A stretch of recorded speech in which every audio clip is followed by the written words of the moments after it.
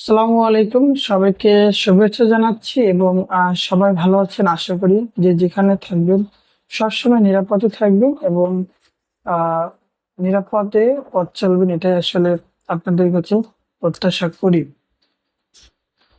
তো যে খবরে আমরা আলোচনা করব, খবরটি হচ্ছে এরকম যে অন্তর্বর্তী সরকারের ১ বছর পূর্তি হলো আজ, এবং এই ১ বছর পূর্তিতে প্রত্যাশা বা পূরণের নাকি ব্যর্থতা, সে বিষয়ে আমি আপনাদের সাথে কিছু কথা বলবো। যেমন গণ অভ্যুত্থান পরবর্তী ঘটনাবহুল প্রায় এক বছর পার করলো অন্তর্বর্তী সরকার।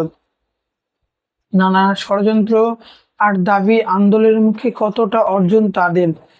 সরকারের পক্ষে সফলতার গল্প তুলে ধরা হলেও রাজনৈতিক দলগুলোর মন্তব্য আশার ঝুলি পূর্ণ করতে পারেনি অন্তর্বর্তী সরকার।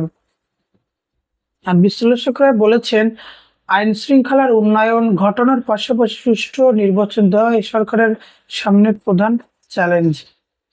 ছাত্র জনতার গণ অভ্যুত্থান, রাজপথের লড়াই সংগ্রাম আর হাজারো প্রাণের বিনিময়ে পতন হয় আওয়ামী লীগের। ২৪ জুলাই আন্দোলনের হাত ধরে ক্ষমতার মসনদে ছেড়ে দেশ ত্যাগের বাধ্য হন শেখ হাসিনা। ২০২৪ সালের ৫ই আগস্ট দেশের রাজনীতির অধ্যায়ে লেখা হয় নতুন এক ইতিহাস। এরপর ৮ই আগস্ট বঙ্গভবনে রাষ্ট্রপতির কাছে শান্তিতে নোবেলজয়ী অর্থনীতিবিদ ডক্টর মোহাম্মদ ইউনূসের নেতৃত্বে শপথ নেয় ১৩ সদস্যের উপদেষ্টা পরিষদ।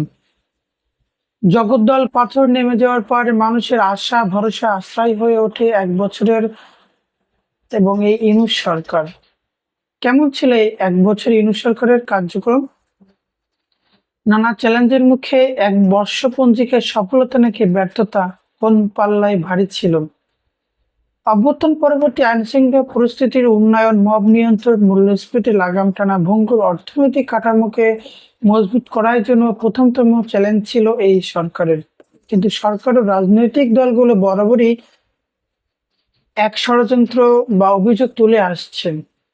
পতিত সরকারের একের পর এক ষড়যন্ত্র ৫ই আগস্ট পরবর্তী সময় মোকাবেলা করেছে এই সরকার। শপথের ২ দিন পরেই সরকারের সামনে আসতে থাকে নানামুখী চ্যালেঞ্জ। ১০ই আগস্ট অনেকটা তাড়াহুড়া করে লুকোচুরি করে ডাকা হয় সুপ্রিম কোর্টের বিচারপতিদের নিয়ে ফুল কোর্ট মিটিং। জুডিশিয়াল কু নিয়ে সন্দেহের নানা এবং দানা বাঁধলে সামাজিক যোগাযোগ মাধ্যমে তা ছড়িয়ে পড়ে। তাৎক্ষণিক ষড়যন্ত্র রুখে দেয় সরকার। এ ঘটনার রেশ কাটতে না কাটতে ২৫শে আগস্ট শুরু হয় আনসার বাহিনীর বিক্ষোভ। চাকরি জাতীয়করণের দাবিতে সচিবালয় ঘেরাও করে আন্দোলন করে বাহিনীর একটি অংশ, যা সফলভাবে সামাল দেয় এই সরকার। ১ বছর পূর্তিতে সামাজিক যোগাযোগের মাধ্যমে সরকারের সফলতার কথা তুলে ধরেন প্রধান উপদেষ্টা প্রেস সচিব। যেখানে অর্থনৈতিক পুনরুদ্ধার, বাণিজ্য অগ্রগতি, জুলাই সনদ, জুলাই হত্যাযজ্ঞের বিচার, প্রবাসী অধিকার, পররাষ্ট্রনীতিতে পরিবর্তনশীল ১২টি বিষয় তুলে ধরা হয়। প্রধান উপদেষ্টা প্রেস সচিব শফিকুল আলম বলেন, আজকে থেকে দ্বিতীয় অধ্যায় শুরু, এবং তিনি বলেছেন এই অধ্যায়ের প্রথম প্রধান কাজ হচ্ছে নির্বাচনকে সুন্দরভাবে করা। ইউএস আমাদের উপর ২০% শুল্ক আরোপ করেছে। এটা সত্যিকার অর্থে আমাদের যারা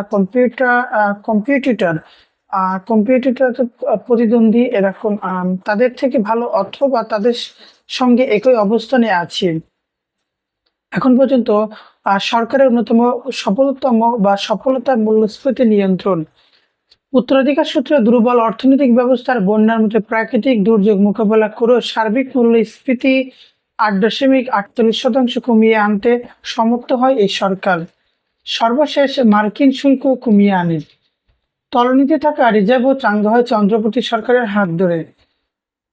এখন পর্যন্ত ছাড়িয়েছে ৩০ বিলিয়ন মার্কিন ডলার। আর গত ১ বছরে রেমিটেন্সের মাধ্যমে দেশে আসে রেকর্ড ৩০ বিলিয়ন ডলারেরও বেশি। তবে বৈদেশিক বিনিয়োগ আর কর্মসংস্থানের সৃষ্টিতে আশার আলো জ্বালাতে ব্যর্থ সরকার। ১ বছরে নানা ইন্ধনে অন্তর্বর্তী সরকারের স্বাস্থ্য, গণমাধ্যম সংস্কারের গঠন করা ৬টি কমিশনের অধিকাংশ সুপারিশ এখনো বাস্তবায়নের মুখ দেখেনি। রাষ্ট্রচিন্তক ও গবেষক আবুল কাশেম ফজলুল হক বলেন, 6টি কমিটি করেছেন তারা রাষ্ট্র ব্যবস্থা সংস্কারের জন্য। সেই সংস্কারগুলো দরকার, কিন্তু কোনোটি এটা বিস্তারিতভাবে ব্যাখ্যা করে তারা বলেনি। যতটা পারা যায় জাতীয় সমিতির একটা নির্বাচন দিয়ে নির্বাচিতদের হাতে ক্ষমতা দিয়ে এ সরকার যদি চলে যায় সেটাই ভালো। দেশের জন্য ভালো কাজ, ভালো কাজ ক্ষমতার বাইরে থাকলেও করা যায়। 1 বছরের মাথায় জুলাই সনদ ঘোষণাপত্র দেওয়াকে ইতিবাচক বলেছেন অনেকে, তবে এ নিয়ে মিশ্র প্রতিক্রিয়া রয়েছে অনেকগুলো রাজনৈতিক দলগুলোর। ঘোষণাপত্রকে স্বাগত জানালেও বিএনপি বলেছে 1 বছরে আসলে প্রতিদিন দিতে পারেনি সরকার, বিশেষ করে আইন শৃঙ্খলা পরিস্থিতি নিয়ন্ত্রণে ব্যর্থ ডক্টর মোহাম্মদ ইউনূস সরকার। বিএনপির স্থায়ী কমিটির সদস্য সালাউদ্দিন আহমেদ বলেন, এই সরকার যারাই আছে তাদের আসলে রাষ্ট্র পরিচালনার অভিজ্ঞতা খুব কম ব্যক্তিরই আছেন, তাদের প্রতি জাতির প্রত্যাশা একটু বেশি ছিল। তবে জামাত ইসলামের মতো জুলাই ঘোষণাপত্র অসম্পূর্ণ রয়ে গেছে। সংস্কার ইস্যুতেও সরকারের ধীরগতির অভিযোগ রয়েছে দলটির।